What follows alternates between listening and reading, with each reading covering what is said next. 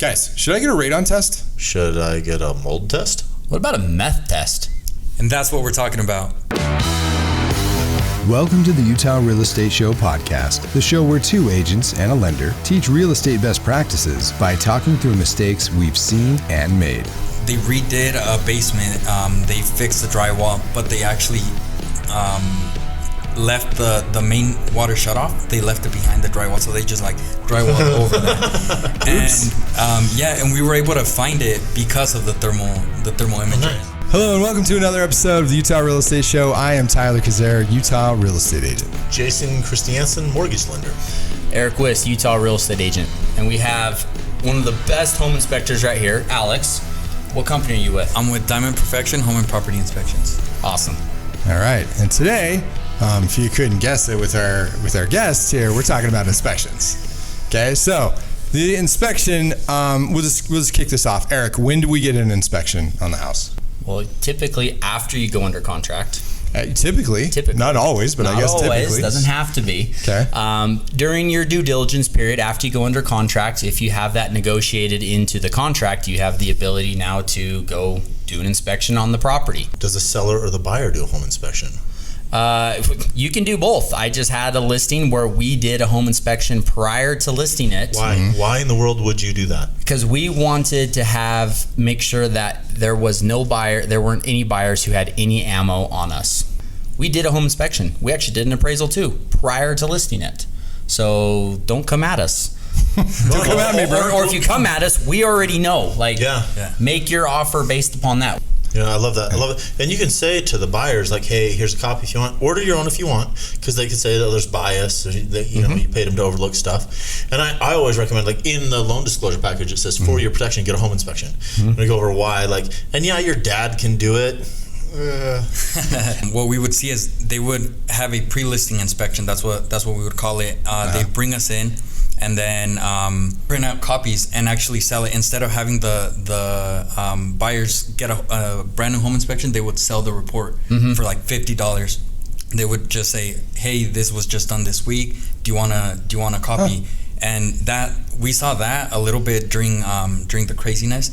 When the market was hot, you could make money on that. Yeah. How much does an inspection cost? 2,000 square feet, $375. Yeah. Okay. So at 7-8, you're making money. Yeah. It's not to find everything wrong with the house in order to make it cheaper. It's to try to gather as much history about the house as far as, things that maybe the owners don't even realize because they've lived there for 10 years and that's been broken for 8 and they've just lived with it and they forgot about it. Or it was broken when they moved in and they never fixed it. We see that. So what are some of the crazy things you check? Oh, yeah.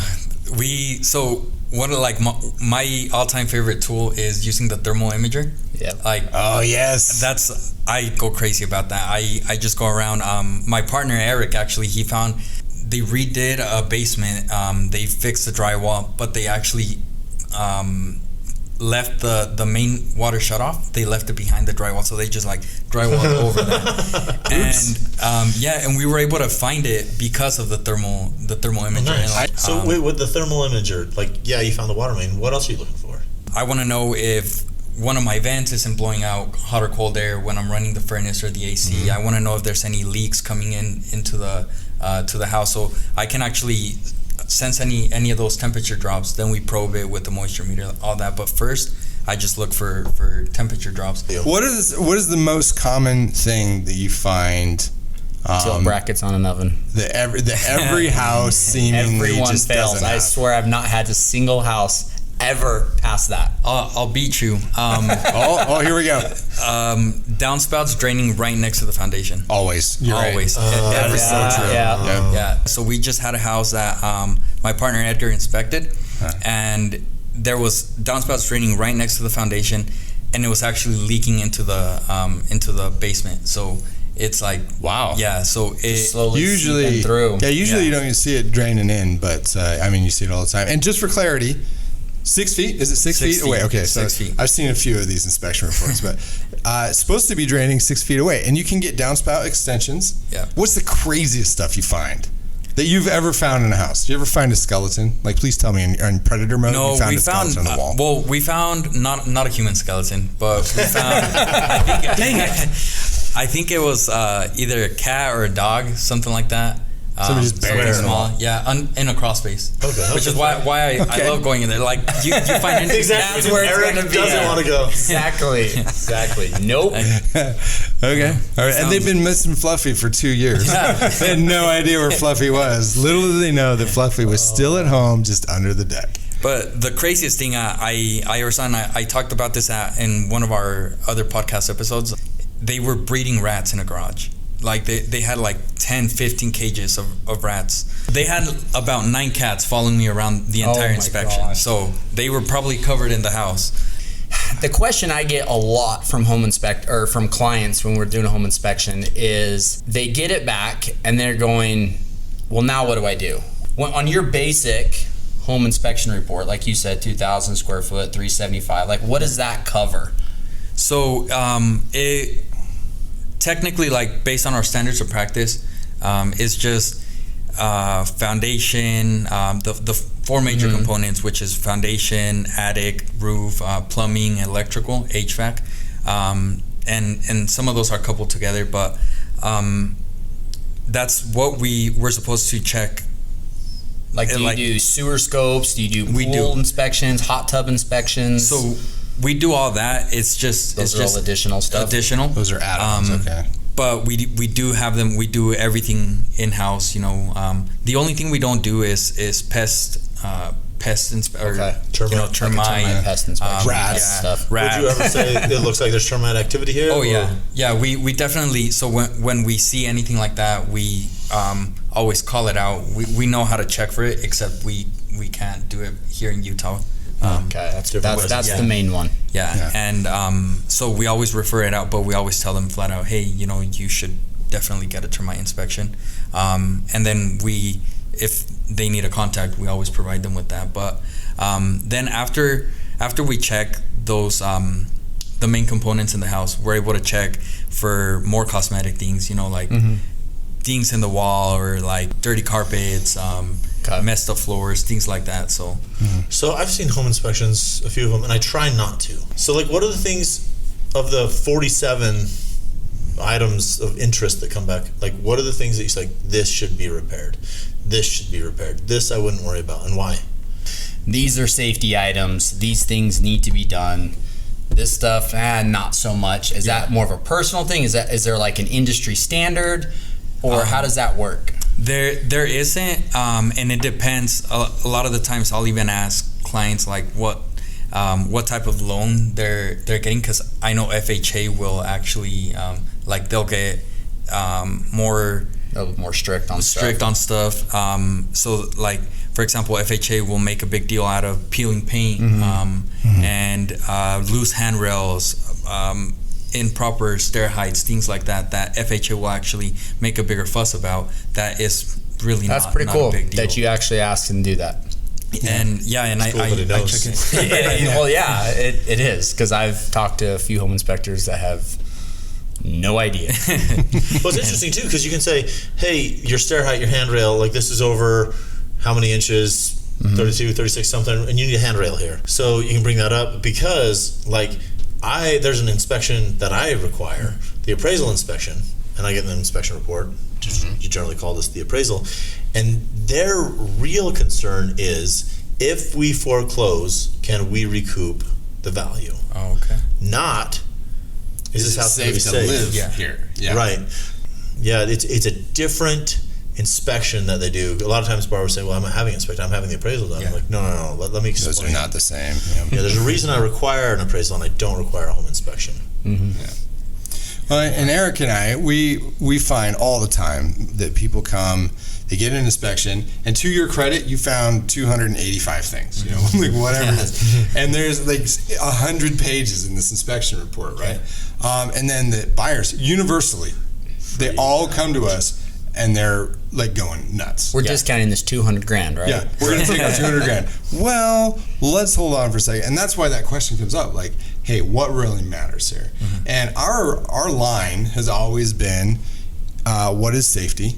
You know, like Yeah. if it's safety, it needs to be corrected, either by the seller or it needs to be reduced in price so the buyer can fix it the moment they move in. Yeah. Do seller paid costs, don't reduce the price. Yeah. Seller paid, yes. We see our last video. If you don't understand what that means, look at our last episode because we talk all about that. That is going to solve the safety issues. Now, beyond that, it's all really up to the buyer. Like, what do they want? What do they not want? You know, in more of a buyer's market, the buyers can be a little more picky.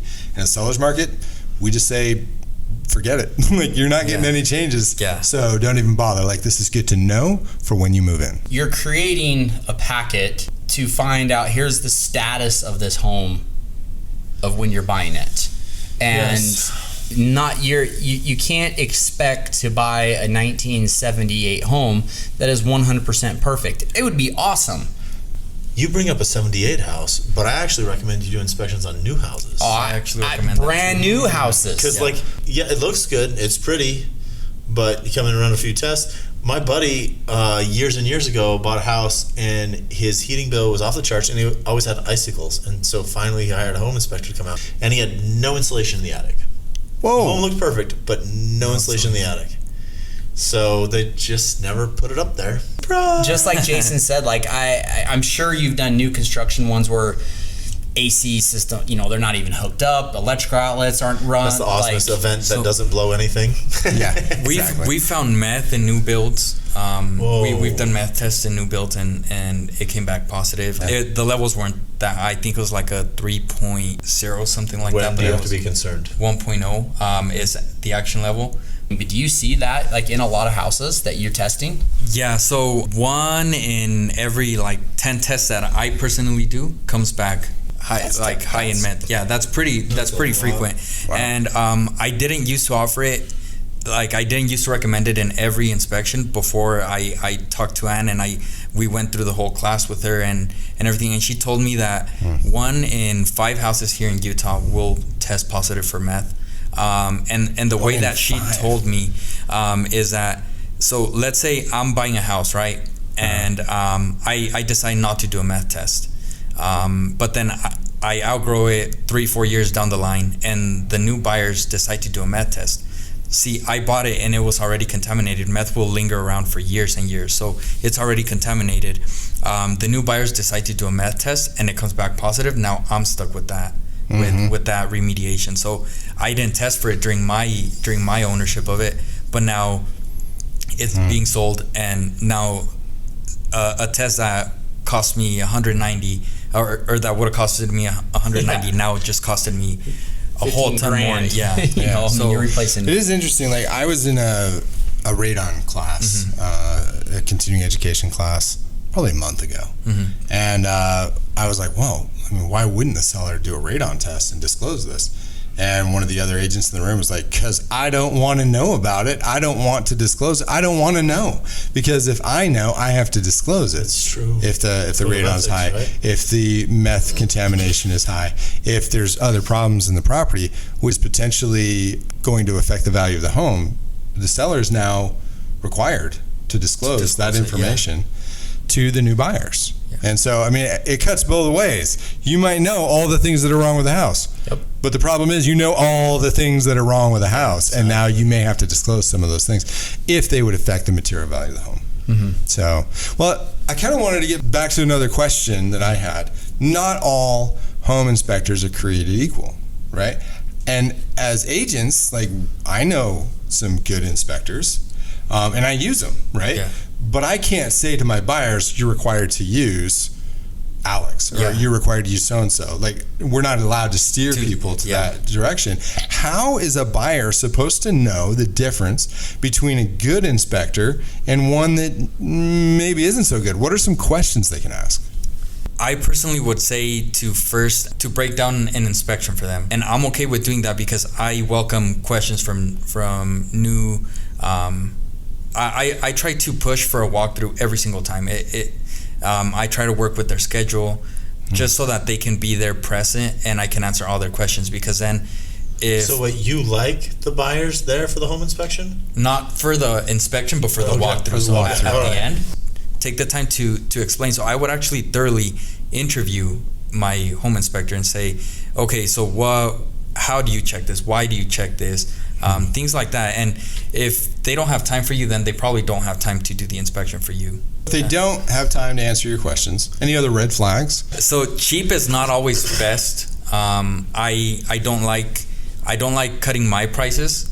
Instead of cutting my prices, I add value, which is why we started doing free thermal imaging, free water quality test, and free carbon monoxide test of the unit. You do a water quality test as well. Yeah, we do free water quality test. In a previous life, I was a water softener salesman, so okay. I know all about water quality tests and stuff. So that's actually the first inspector I've ever heard does water testing. Okay. So. Okay, keep going. Sorry, I was a little side there. We do free radon tests periodically. We just did one a month where we were testing every single house for free for radon. Real quick, so I think everybody understands pretty much what meth is. Yes. Radon, who cares? Why? So radon is colorless, tasteless, odorless. Instantly in liquid. So it's the second leading cause of lung cancer after smoking cigarettes. So I would say here in Utah, the action level actually got raised just because it's so common. It got raised to 4.2 PCI. National standards, we're looking at 1.2. So it's unsafe. It's unsafe nationally. Wow. So 1.2. 1.2. So that's the national on the action edge, level. dude. Utah's wild. We're over the edge. That's not living on the edge. That's over the edge. So they decided a higher level is still healthy just because it was so problematic. Just because it was so That's common better. here. Okay. That's government at work right there. We've got too much crime here. Let's cut down some of those laws. Hey, less crime. Here's a question I have to put you on the spot with radon stuff. With it coming up through the basement, which is where it's tested and stuff, I had an individual say, but he told the client, hey, you don't have to worry about testing for radon unless you're living in the basement. Because if you're not living down there, you're only spending periodically time down there. Unless there's a bedroom in the basement, don't worry about radon because you're not going to be, even if it fails, you're not going to be down there enough to do anything. How do you not know how stuff's going to change? Like when I moved into the house I have now, there wasn't a bedroom. Guess what? There's a bedroom now down there. So does radon just stay in the basement? No, so it actually goes up. The levels do drop as that's why you don't want to test like in the main floor bedroom. You want to test at the lowest point. Radon's just because heavier than nitrogen oxide, right? So it'll stay lower, but it does, it does come up through. It'll go through. Intake, exactly. The air inside goes through the house. So as long as you don't live down there. Yeah. One rebuttal to that I would have is like, how do you even know what level is in the basement if you test for it? Like you might have a 18.0 PCI in the basement, and how can that not be harmful to you? PCI? So PCI is picocurie is a measurement that they use for to measure. It's kind of like what would you say, like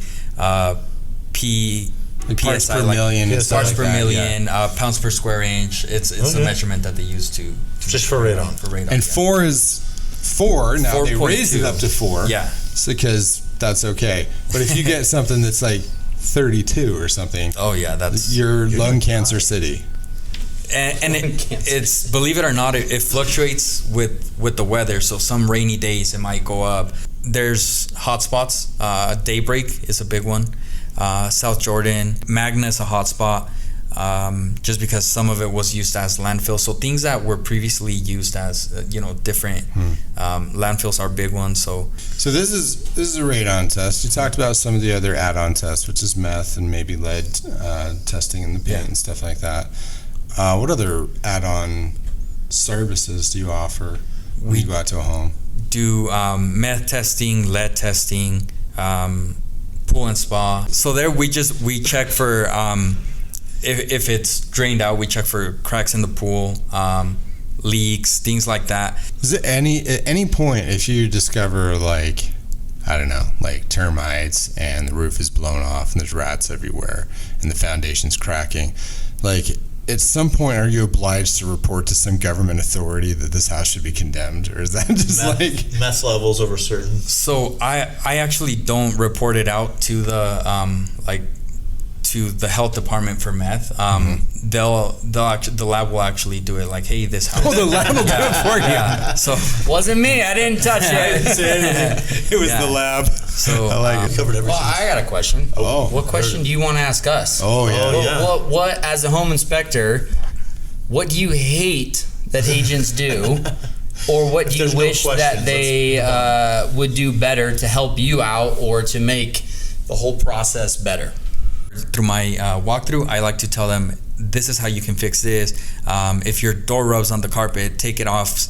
Go to Home Depot. They cut your doors for free. Put it back on. Like little solutions like that. Just because I don't like leaving them with a list of problems. But what I've seen sometimes, agents will tell me to kind of cook my report a bit. Hey, can you remove this? Hey, can you do? And I don't like that because I feel like I'm not. There's a ring. And just for clarity, that would be a violation of the Code of Ethics. Asking an inspector to cook his report, not okay. Yeah. Well, here's one reason I don't like to see inspection reports, right? Because the inspector on the last one I saw, because they are required for some loan programs, right? Sometimes you need an inspection report in addition to the appraisal. The last one I saw, he said, I quote, "Water heater is crap." Right? What does that mean? So my underwriter saw it and required that to be repaired because a bad water heater can explode, go up through the floor, bad stuff. That is a safety and soundness issue, right? The seller knew that it was old. The buyer knew that it was old. The buyer already had intended on replacing it. They had a plan, right? But now, because they got in front of my underwriter, it had to be replaced before I can close on the loan. Okay. Right? And if they would have said water softener is blank years old, life expectancy, like water heater is 20 years old, life expectancy is 15. This should be replaced soon. Okay. Right? Perfect. Piece of information. But, water heater is crap. Sounds like you have a bomb in your basement. We do our best, and we have a template that we all proofread, and we just always better it. Like we go through it multiple times a week, and we review things that we put in there, but we do our best to not make comments that are subjective or biased, like water heater is crap. Like what that can mean 15 different things. That's what I was thinking. Yeah. The water, it's a crap water heater. So you don't like crap right on there. You don't like agents telling you how to do your job, okay, and to cook reports. Is there any other things that agents could do better at explaining or just not doing? I actually have not had too many or bad experiences with agents. Let me give you some examples. Good for you guys out there. But I feel like it has a lot to do with communicating with the agents and understanding what their needs are, and then some will be really, because they had a bad experience with caulking in their windows. They'll want to make sure that all that is, and it could be something that seems so minor, but to them it just means a lot, and it's just kind of customizing it to every buyer is unique. Yeah. Every agent is also unique. So making sure there's communication. We've talked about that before, I think. I don't know how that keeps coming up in every one of our videos. And how many agents do not get it. Communicate with everybody that is needing to get this process done. So, what did we learn? Well, my key takeaway is that you should listen to the inspector. When he says something might be wrong in the house, he's probably got a really good reason that he can back up with bullet points as to why he said that thing. Listen to your inspectors.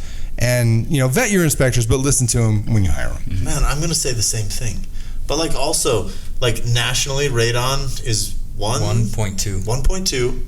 Utah is 4. 4.2. Right. Yeah. So you can say this is legally safe, but you probably want to do something about it. It's not required, but that's one good solution. So we use the reason I was bringing up the different ways to test for radon. There's continuous monitors that if you don't want to drop $1,400 on a mitigation system, you can buy. It's like 160. It's they're good for 5 years. You don't need to calibrate them, and they're called Radon Eye Pros, and you just leave them in your house in the basement, and continuously let you know what level. I use the those are Radon Ice, and I use the Radon I Pro to for all of our testing, and they're great little devices. It eliminates like any tampering. We're able to get accurate results in like 2 hours. How does it alert you? Does that go to your smartphone or something? Yeah. Dude, I would be hacking that and like messing with my neighbor. Dude, your radon's going off the charts. But also, like, so you buy the home, you know the radon levels are a little high. You get an alert. You go open the windows. Okay. Yeah. So you don't have to mitigate. You're still legal levels, but you can still protect your family a little bit, right? And see, the only thing with that, or the thing with that is it'll let you, like, if it's 18 PCIs, 20 PCIs, it'll notify you of that. What about 4, 5? It'll still notify you, but it's like, okay, maybe I open the windows and now I can see the levels drop, instead of dropping all that on a system. But cool. Well, and I think the big thing to remember too is, why are you hiring a home inspector? You're hiring him to get kind of a synopsis on what that home is in its current state. And then you can decide what you want to do with that. Here's the history of it. Here's all the things that are problem here. This has been repaired. The deck doesn't have footings. This. And then you can use your judgment on, hey, I want these 2 safety items fixed, and these other things don't have to worry about. And I think you brought up a really good thing in the past. Don't pinch pennies to save tens of thousands of dollars. Right. You're getting a mold test for $50, a meth test for $200, a radon test for $200.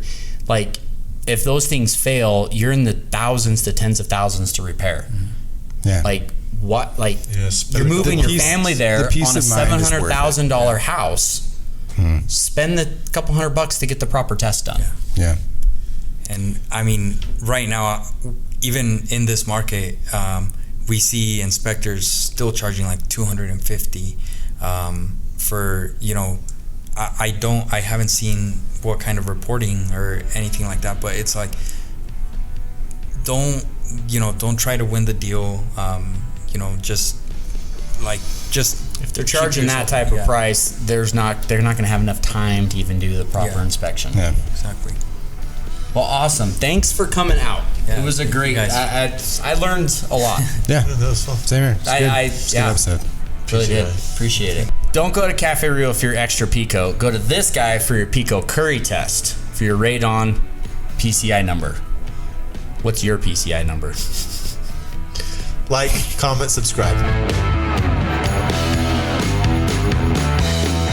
If you want to get in touch with us, shoot us a text at 801-228-7687. Make sure you mention the show. You can email us at theutahrealestateshow@gmail.com. You can watch this show on YouTube, and you can listen on Apple Podcasts, Spotify, or wherever you get your podcasts. If you learned something, or if you really love this show, give us a like on YouTube and drop a rating on Apple Podcasts or wherever you listen. The Utah Real Estate Show is a production of Hive Collective at Presidio Real Estate, with support from Security Home Mortgage. The NMLS number for Security Home Mortgage is 178787.